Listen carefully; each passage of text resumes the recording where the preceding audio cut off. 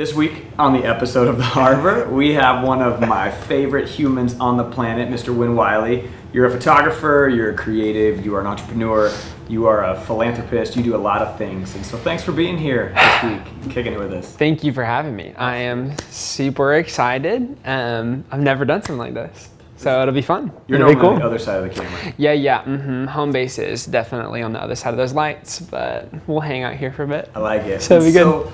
So photography is kind of was your first thing, like that was really where you got your start. Tell me why photos, like why did you fall in love with photography? Yeah, like I picked up a camera when I was 16. I was a very different person than I am now. I think that I found photography because it could and was that thing that was just kind of my thing that I had in my corner, that I could, every success that I had in it would be on me. Every failure was because of me. And I could put hours into it. I could take time off of it. I could make it work into my life. It brought me closer to people. It taught me how to be a human of the world and how to love on people well, which is a thing that I don't think I really knew how to do before photography. So it was just a really cool tool that I could put in my hands to kind of get a golden ticket down different rabbit holes of life, or to different people, or to discover different things. And then my love for photography just kind of grew out of my love for people. And now I think I love photography because I just love making things. It's just cool to get to go to bed and be like, I did that. Here's visual proof. Here's how I made someone feel.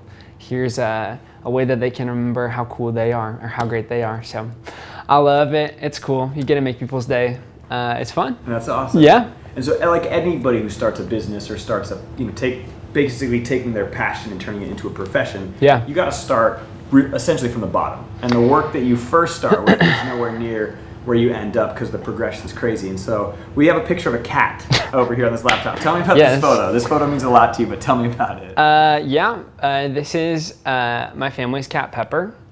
When I first started out in photography, I was really intimidated by people. So I would come home every day after school and would just take photos of my cats. So I would hang out with them and I'd eat like a whole roll full of Oreos, and like life was great. Like it was awesome. And so yeah, I took this photo of Pepper, and it was the first photo that I ever took that I really looked at and thought like, hey, if I stuck with this, maybe I could be kind of good at this. Because I was like, I'm so artsy, like the background's blurry, like there's so much focus going on here, like I'm an artist, okay, like back off everybody. So yeah, I took this photo of Pepper and I was like, I could do this. Awesome. And it kind of like just was a little spark, and it's what I really like needed at the time to ignite kind of a drive to just do better. And that's what's cool about every photo shoot, or every time you get to try a creative thing, is you just get a chance to be better. And what I love is that like, I think I found quickly that I did not need to be the best ever, but that I needed to be my best, which is something I think in a creative field that you really need to realize, is that it doesn't matter. You don't need to compare your work to everyone else's. Sure. It's so cool to get to just try your best and see what you can do, and to see what you can bring to the table, because your people that are hiring you, or your people that you're working with, that's all they care about. Absolutely. So yeah. As a high school kid, you don't typically compare yourself to another high school kid's photos. You end up comparing yourself to a professional photographer who's got all the gear, all the product, all the opportunities to take these incredible photos. And a lot of times you're just a high school kid in the middle of your town trying to figure it out. Totally. And so you were able to go from a passion, from cats, to like the real deal. And so how do you start? There's so many kids that have this passion today to take their love of photography or videography or whatever and start, but they don't know how to actually begin. So give a little advice on how to start. I think everyone tries to focus so much, as I tried to, on like taking the coolest, best, most out there, whatever photos, or take it to any creative thing, just trying to do like the best thing, when really they're forgetting like how you're leaving people at the end of the day. So I think the more you can take a step in like your personal development or in helping others, like it's fun, it's really fun, it's the most fun, and two, it just has such an impact on your business. So absolutely. I love it. So there's this idea that when you become successful, or to become successful, you've got to leave where you were from, move to LA or New York or Seattle or someplace trendy. You've got to move to those places and start your career there. Yeah. You chose to stay here in Lincoln, Nebraska. Yeah. grow your career here. And so speak to how that's been an advantage for you and sort of like how much you get to travel even though you didn't leave.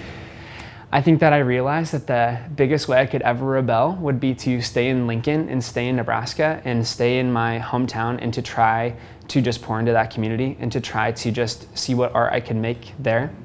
I really just love it because never do I ever take a photo for a person and it means more than it means for taking a senior in high school's photos here in Nebraska or shooting a wedding here. And so a lot of people kind of look at my career now and just go, oh, you're still shooting weddings and seniors. And I'm like I literally love it. And I love it because those photos really matter to those people. Sure. So I think that, you got to ask yourself, what's your why a lot? And you got to ask yourself, like, why do you want to be a rebel, or what are you doing it for? So I'm really glad that my road led me here. Do I think that I'll be here for forever? Who knows? But I'm really happy being here and being a part of this community that loves me and I love them. And I get to, honestly, curtains drawn back and being really honest with you, be more of an influence here than I would ever be in a big city. Sure. Which I love doing, not for my own like self-interest, but I just love being a part of a community that really listens to their creatives or really has their backs, or that I can support other people coming up through the ranks too. So to me, it's just really cool. And I don't really like have it all figured out yet, but I'm just really glad that I live in a place that's really forgiving, that's really like honest and really kind. So I just rambled a lot. No, that's perfect. Yeah. So it's not just photography for you anymore. Yeah. You do other things now. So explain sort of what your kind of big core focuses are, why those are important to sort of your career and your progression as a creative. I think when a young photographer comes and talks to me and is like, hey, I really want to try pursuing photography, but I have an interest to shoot this, this, and this. I'm like, why do you have to pick one? Like, why not do all three of them? Like, why does photography have to be that only thing? Why don't you pursue your passion of teaching too, or of biochemistry? Like, do it all. Like, why not? You owe it to yourself to do that. So any kid that's got this little spark in them, and they're like at that point of giving up and not doing it, or actually going for it, which is where I feel like most kids, they feel like that every day, where they have this thing they want to be so bad. What's like the first real practical thing, and it doesn't have to just be photography, but like what's the first thing that they can do to kind of maybe put a little gas on that fire and just keep them rolling through so they can start to build a career, build a bigger passion for themselves? Can I cheat and give 3 quick ones? You totally can. Okay. 1, your creativity or anything you're passionate about is like a muscle. You gotta train it. You gotta put in those 10,000 hours. Like, you just gotta do it. You're going to fail so hard. Failing is so cool. Failing is so important. Through your failure is it will be your successful photos or your successful video or your successful drawings or whatever you're passionate about. So you have to be willing to fall off that skateboard, right, Mike? There you go. In order to do the ollies. Yes. Look at me throwing the lingo. But yeah, you gotta put in the time and to train the muscle. 2, you got to get linked up with your community at like your level. So you got to start reaching out to kids from different high schools or kids in your high school and just creating a community of people that can support you, because it's really important to have a crew of people that you can create with on the weekend rather than like doing dumb stuff. I was the part of the people that was doing dumb stuff, and I really wish that I had just poured more time in the weekends to my passion. So get involved in your community of creatives. 3, really reach out to the creatives in your community that you view as really successful or that you look up to as humans first, rather than just for their work. So reach out to them, tell them your heart. Don't just say like, hi, I own this camera, help me please, but tell them your story. Tell them where you're from, where you're at, where you want to go.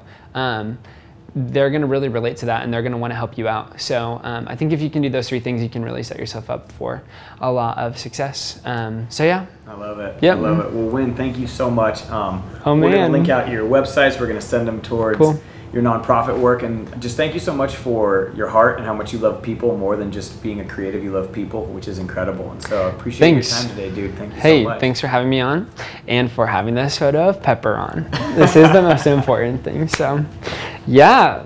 Woohoo. Killed it. I don't know how to bro handshake, so this is going to be so awkward.